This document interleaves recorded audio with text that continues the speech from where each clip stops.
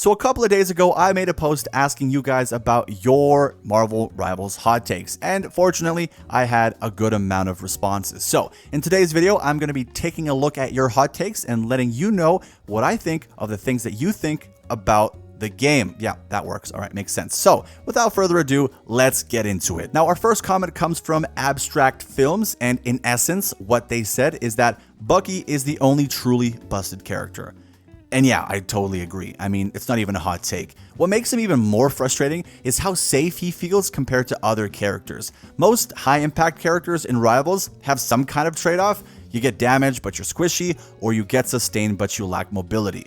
Bucky skips all that shit. He's tanky, his abilities pad his health even when he whiffs, and his gun is forgiving enough that you don't even need cracked mechanics to stay relevant. That's why he works in literally every comp. He doesn't need setup, he doesn't need peel, and he doesn't even need to secure kills for his ult to swing a fucking fight. Even worse is that he shuts down multiple playstyles at once. Usually, someone that's good into tanks won't be as strong into flyers or supports, but Bucky is just yes to all of the above. That's why you don't see people theory crafting counters to him the way they do with Luna or Johnny. There really isn't one. The only time he looks balanced is when he's in the hands of someone who is completely fucking clueless. And that's not a good baseline for a game that's supposed to reward skill. The next comment we have is from SwissCheese6664, and I want you to guess which character they main after reading these comments.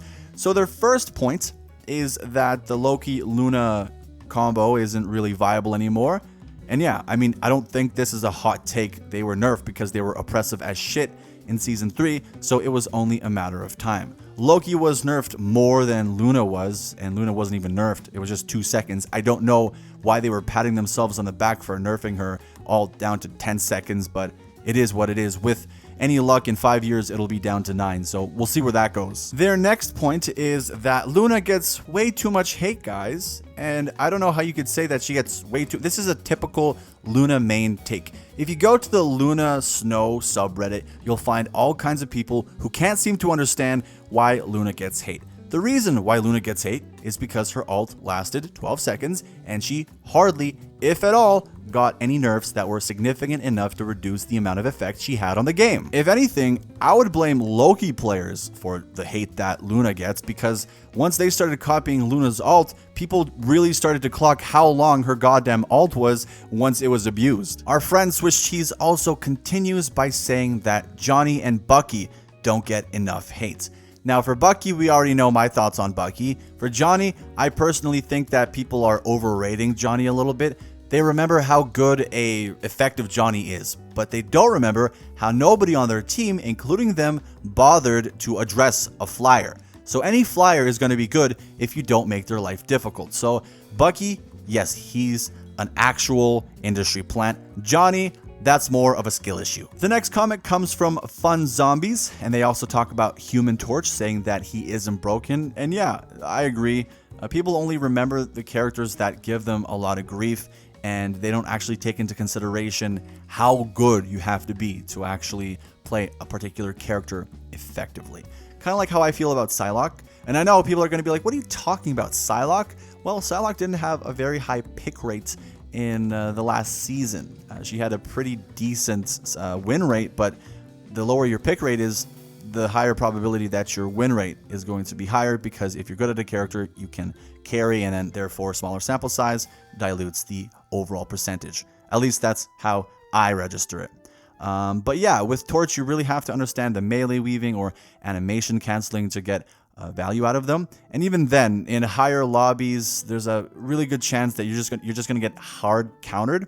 And when you're in a lobby with more skilled players, they're gonna focus you. That's something that lower ranks don't do.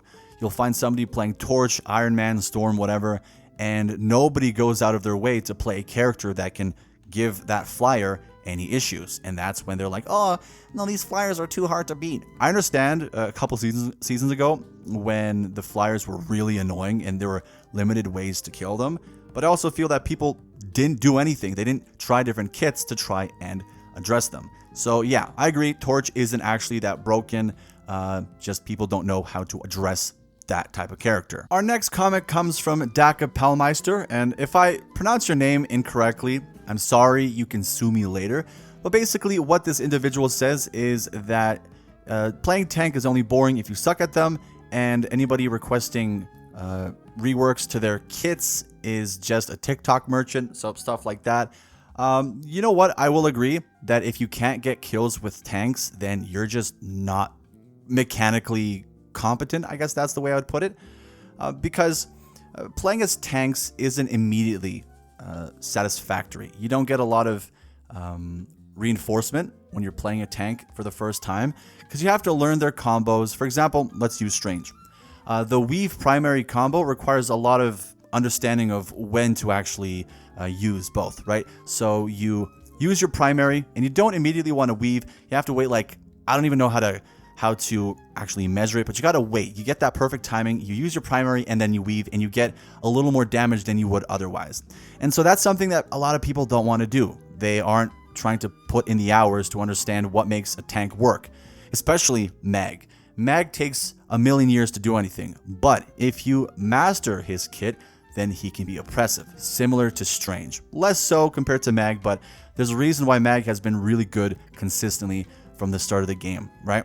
So yeah, I think that people who are complaining about the kits are just not good enough at the game and don't want to learn what makes these characters good, so they want some sort of help to rework a kit so that it's easier for them to use, rather than taking their time to actually get better at them. So yeah, I like this take. Now we have my GOAT Preston Crenshaw, who is saying something that too many people are afraid to say. Support mains only complain about dive because it's the only challenge they face.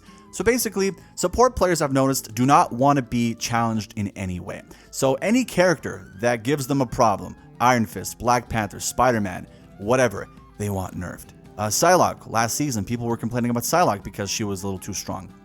Yeah, I swear, supports, they just want to remove any kind of dive characters from the game so that they don't have to do anything but look at their team and heal. That's just not how this shit goes. They don't ever want to dive, and they just want to be able to keep healing, keep sustaining, and have a good time. They think shit is sweet and it should remain that way.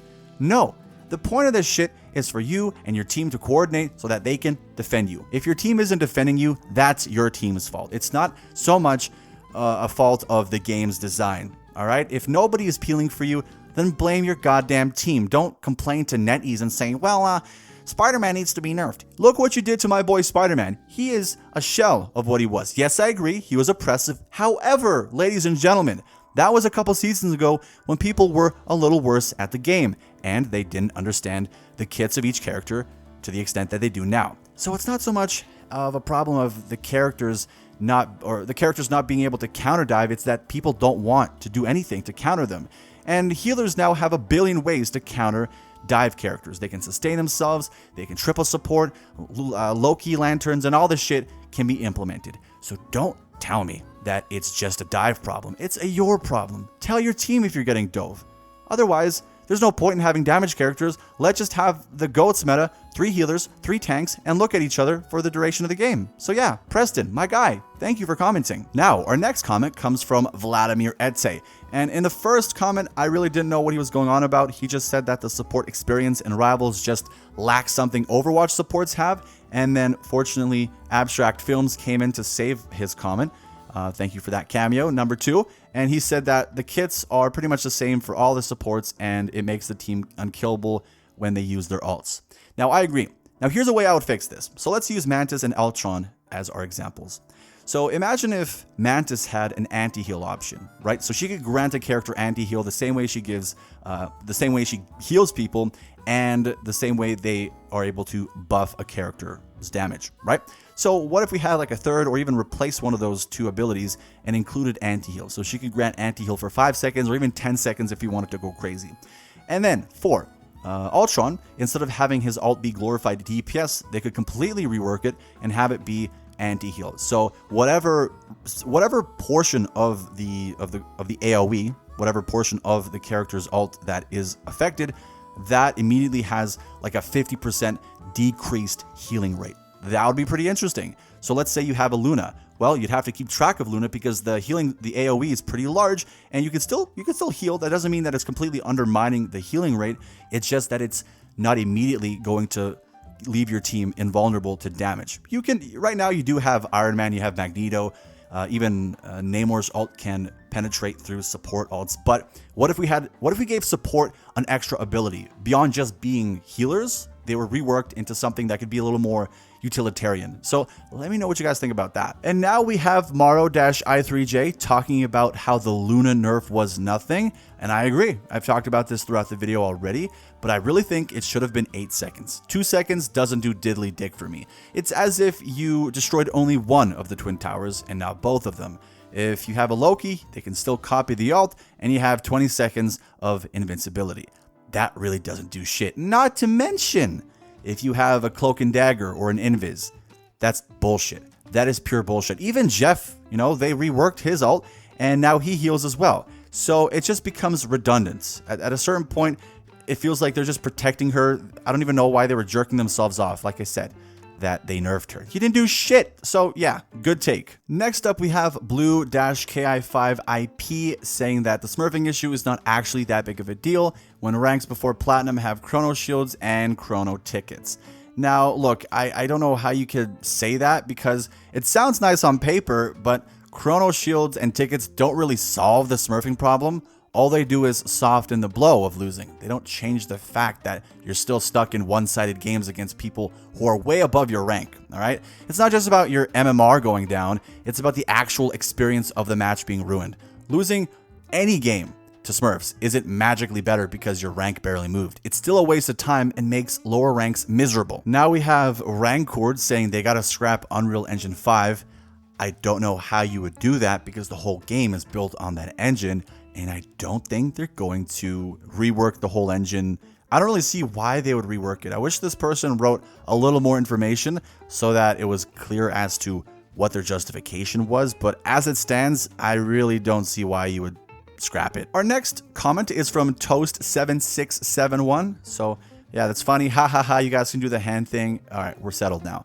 The Mantis summer skin is really ugly. Her black eyes and leaf outfit were everything. I don't know why they gave her a BBL and plastic surgery, but this ain't it. Her other skins really respect the alien non-human thing, but this one just made her basic as fuck. Okay, so I totally agree with you. They objectified her. This isn't anything new for Mantis. Throughout a lot of her history, especially when she just got introduced, she was objectified and treated as some sort of seductress for the longest time. And even in, what was it? A particular comic run, I think it was the Celestial Madonna saga. I hope I got that right. Her whole thing was about fulfilling a prophecy of birthing a particular child. That was her whole thing. She had no other purpose. That was her whole arc. So that tells you a lot about how Mantis was treated before Guardians of the Galaxy and James Gunn dignified her and all that stuff. So it's nothing new. I agree with you. So good take. And the last take comes from the most difficult name to pronounce, and that is Terrell Chuanmu. And what they said is that Black Widow and Hawkeye are the hardest characters to play. Now, I don't really buy that Widow and Hawkeye are the hardest just because they rely on aim. Yeah, consistency is tough, but that's true for a lot of characters. Having to hit shots doesn't automatically make them harder than someone juggling cooldowns, positioning, or timing, for example.